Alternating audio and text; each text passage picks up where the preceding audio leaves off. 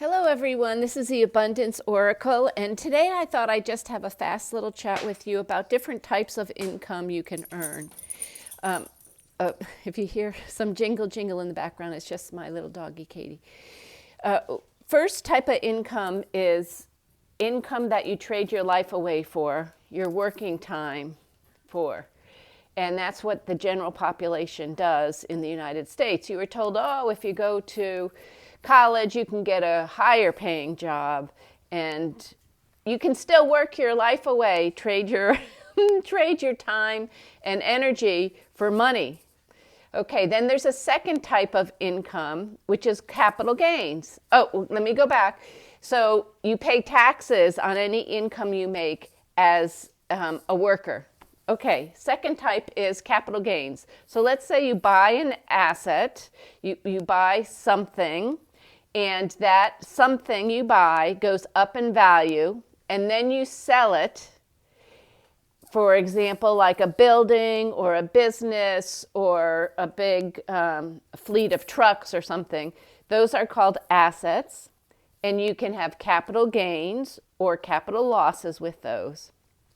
And those, the difference between what you paid and how much money you made is a capital gain, meaning it goes up. That you pay taxes on. And then there's a third type of income that I urge you to consider, and that's called passive income.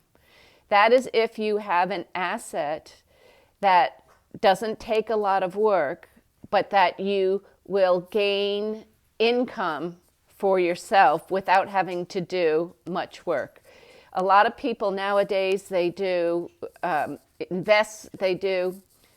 investment property, rental property, commercial rental properties, different type of gateway, I'm going to say, from having a job that you trade your lifetime for or heading towards passive income, business ownership. And then something you get a check on every week or month or quarter or whatever type of investment you're getting. And that you write off practically all your life expenses against that. And the tax rate is lower than if you're earning income. So those are three concepts.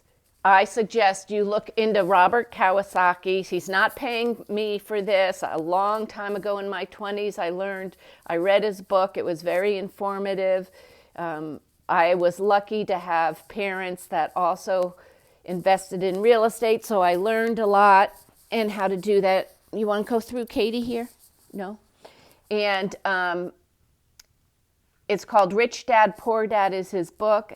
At the time, I also got his comic book for kids, and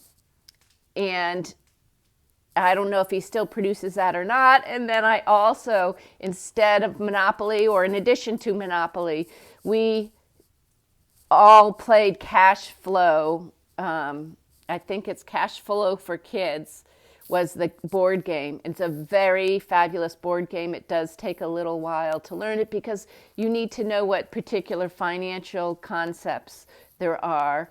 And it's not complicated. You just need to teach your kids those. And we should be learning to teach our kids those anyway. So check out his book. You might be able to get it on Audible if you take long trips. Now, one of the things I did with my kids is I had a list of financial terms that my kids should know and financial concepts. And when we were driving on a long trip, they had the opportunity to earn money by knowing the concepts. For example, what's an appreciating asset versus a depreciating assets? Which are better to buy and why? So when we stopped to fill up for gas, if they were doing well on reiterating what the concepts were or what the vocabulary was, they would get a treat every time we stopped. So whether it was a juice or a soda or whatever it was along the way. So just a little ideas. Parenting to teach your kids how not to end up being a worker, how to end up owning things.